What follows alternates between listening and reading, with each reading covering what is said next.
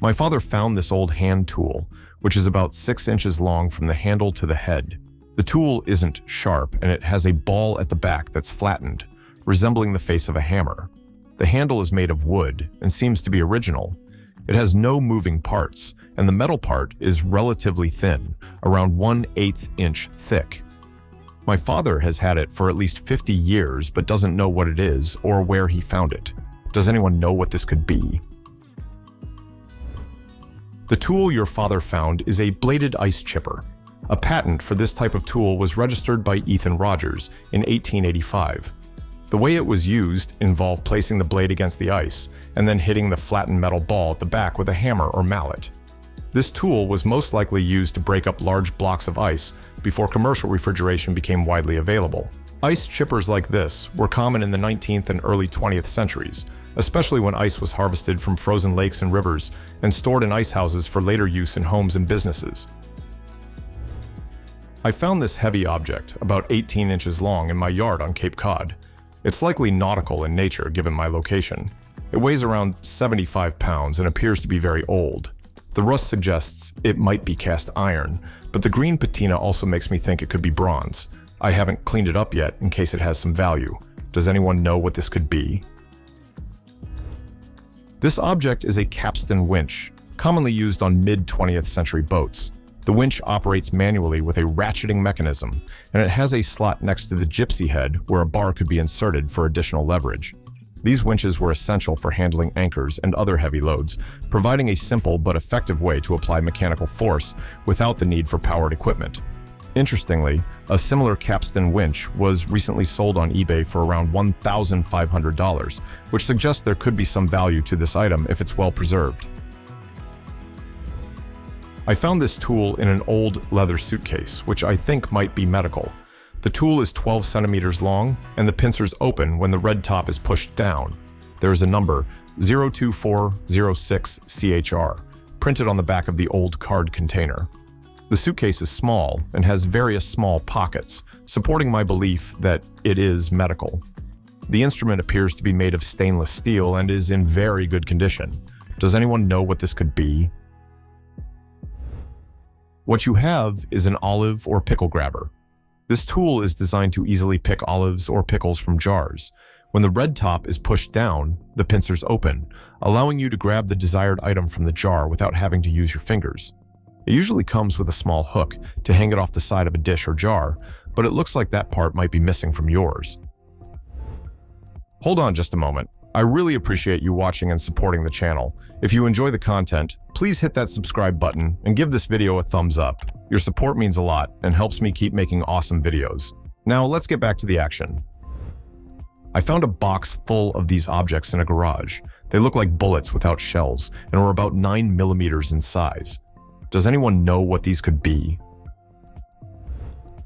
These look like lead semi-wad cutter bullets. They're probably quite old, as suggested by the discoloration and patina. Modern semi-wad cutters typically have grooves below the shoulder to hold grease, which these seem to lack. A wad cutter is a type of bullet designed specifically for shooting paper targets, usually at close range. Standard round-nosed bullets tend to tear through paper, leaving a ragged hole, but the sharp, flat nose of a wad cutter punches a clean round hole in the paper. This clean hole makes it easier to judge scores more accurately in certain types of target shooting competitions. My dad, who collects tools, was recently given this tool as a gift.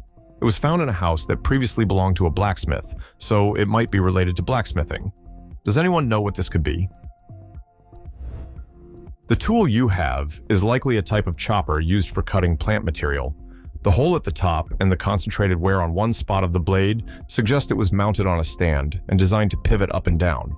It could have been used for chopping forage beets, corn stalks, or other types of fodder and biomass. However, given the design, it's most likely a sugarcane chopper. These tools were commonly used to cut sugarcane into smaller pieces for easier processing. I found these small plastic figurines buried in my backyard in California, United States. They are about 1 inch tall and depict bald men with mustaches, their hands on their heads, and arrows printed on them. I noticed a small uniform detail or design at the collar, and the figures appear to be wearing shirts, pants, and boots. Does anyone know what these could be? What you found is most likely game pieces from a Monopoly minigame called Monopoly Get Out of Jail, produced by Hasbro in 2009. The design with arrows on their clothing resembles the broad arrow pattern, which was once standard on prison uniforms in the United Kingdom to indicate that the clothing was property of the Crown. This arrow also looks similar to the one on the Go space. I found this solid, slimy object on a beach in Western Australia, right at the waterline. It smells like seaweed, and when I cut it open, it had a goopy interior with algae-like protrusions. Does anyone know what this could be? The object you found is likely a type of marine algae called Codium bursa, or green sea cushion. This algae forms a round, sponge-like structure with a slimy surface and a solid, spongy texture. When cut open, it reveals a jelly-like interior with small, filamentous structures that resemble algae. This type of seaweed typically grows in shallow waters and can often be found washed up on beaches, especially in areas with seagrass and rocky substrates. My sister brought this wooden dachshund back from our grandmother's house after we settled the will. The figure is about 10 inches long from nose to tail. The tail end is removable and the body is hollow. Is this more than just a decoration? This is a hand-painted wooden pencil box produced by the Broadhaven Manufacturing Company in New York during the 1930s. It's relatively rare to find one in such good condition, as these items are often missing a leg, tail, or ear. Given its condition, it could be quite valuable, so you might consider taking it for an appraisal. My college sent me this metal object, about 2 to 3 inches long, and I have no idea what it's for. All freshmen received one this year. It has a small stylus part for your phone, but the rest of it is quite confusing. I've heard theories that it could be a hook or even a pair of fake brass knuckles, but honestly, I'm not sure. Does anyone know what this is supposed to be? What you have is called a germ key. It's a tool designed to help you avoid direct contact with common surfaces like door handles or buttons to reduce the spread of germs. To be truly effective, it should be made of solid brass, as brass has natural antibacterial properties. Viruses and bacteria can't survive on brass surfaces for long, making it a better choice than stainless steel or aluminum, which are less expensive, but lack these germ-resistant qualities. This item became popular during the coronavirus pandemic, as people sought ways to minimize contact with potentially contaminated surfaces. I found this tool in my grandma's basement while packing up her belongings after she passed away.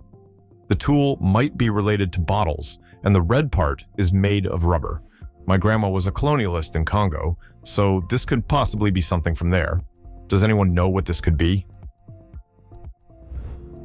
This tool is a milking nipple retractor, designed for adjusting the rubber sleeves on a cow's teats during mechanical milking.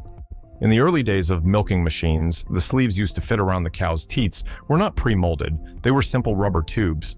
To prevent injury to the udder, the end of the rubber sleeve needed to be folded over the stainless steel tube of the milking machine. While this could be done by hand, this tool made the process much easier and safer. The sleeve adjustment was necessary after each milking session, as they were removed for cleaning with hot water. After World War II, pre-molded sleeves became available, making tools like this one obsolete. Thank you for watching. If you enjoyed the video, please like and subscribe. Your support motivates me to create more videos. See you next time.